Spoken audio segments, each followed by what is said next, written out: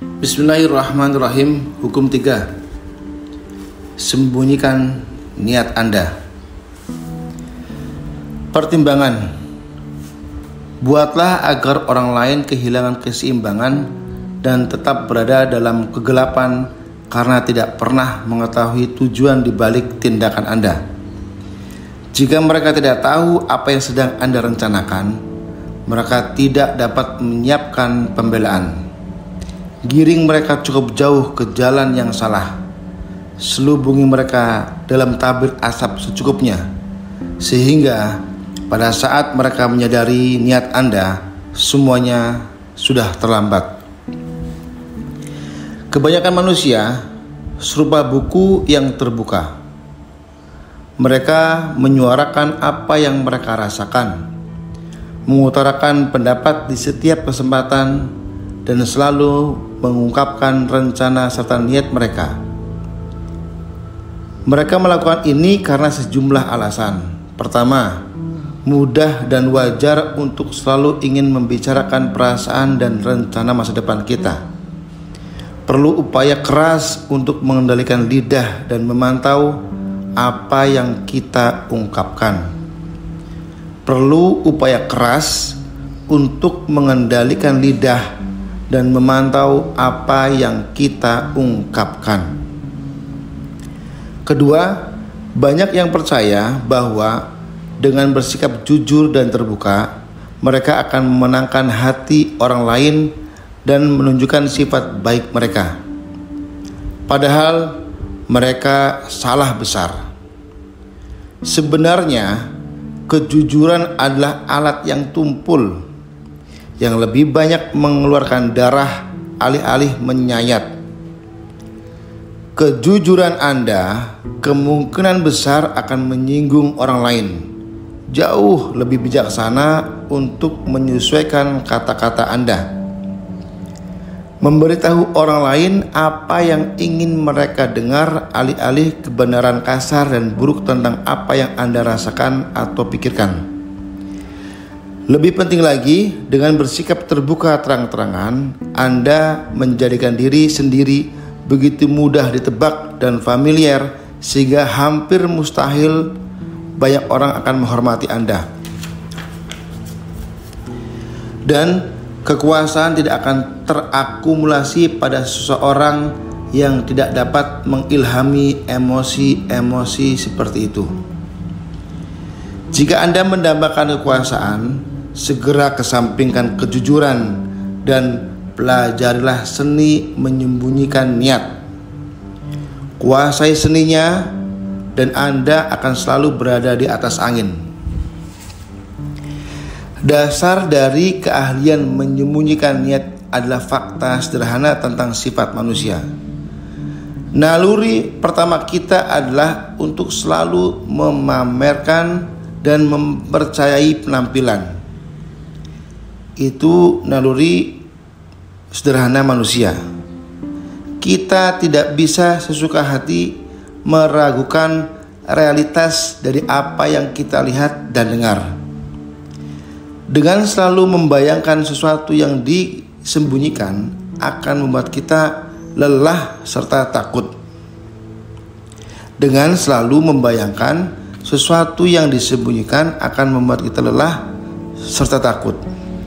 Fakta ini membuat kita relatif lebih mudah menyembunyikan niat kita.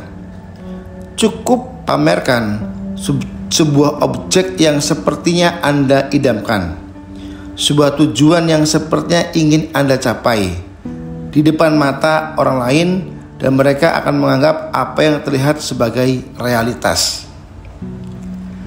Cara lain menyembunyikan niat adalah dengan berbicara tanpa henti tentang keinginan serta tujuan Anda. Hanya saja bukan keinginan dan tujuan Anda yang sebenarnya.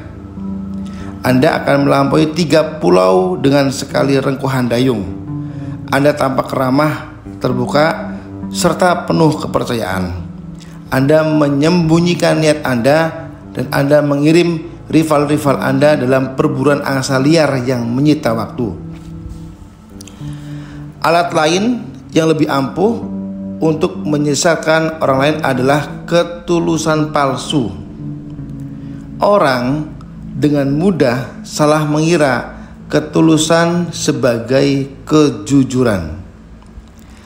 Tampaknya mempercayai apa yang Anda katakan membuat kata-kata Anda sangat berbobot. Begitulah cara memberdaya dan menghancurkan Otelo pada zaman dinasti kuno.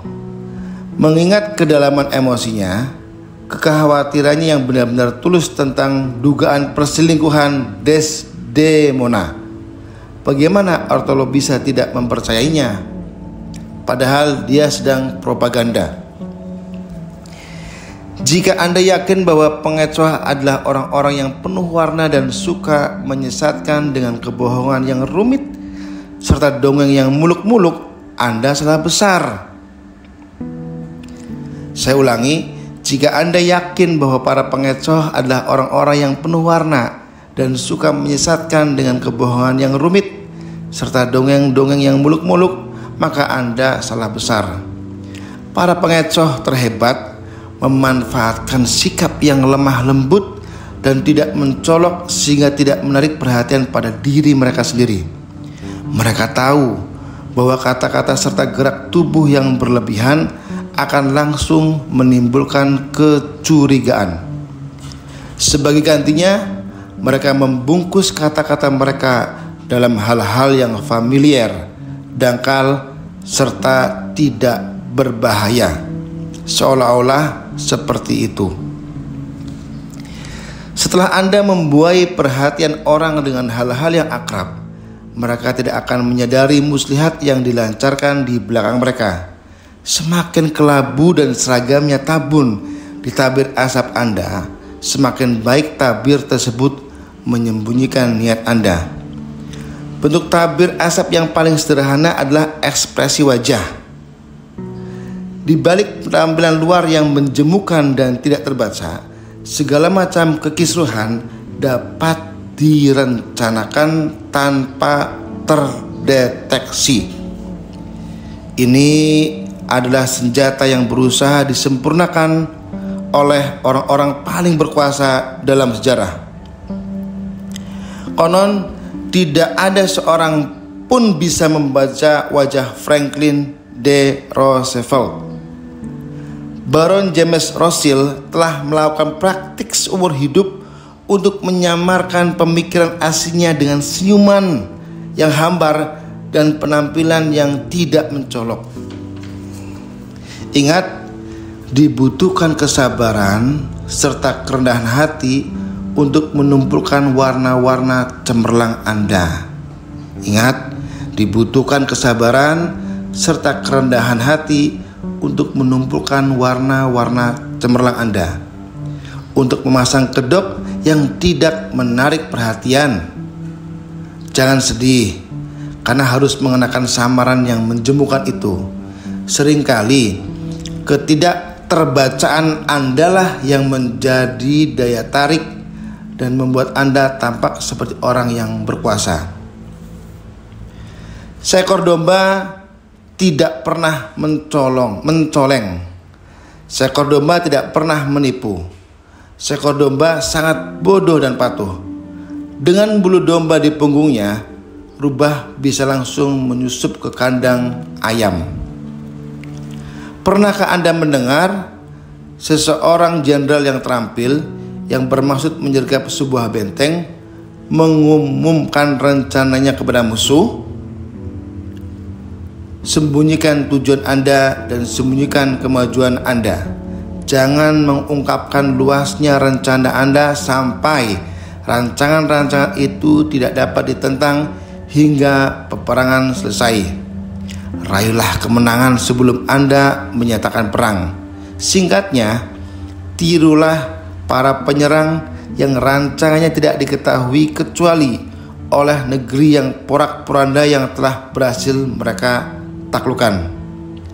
Ninon de L'Enclos 1623 sampai 1706.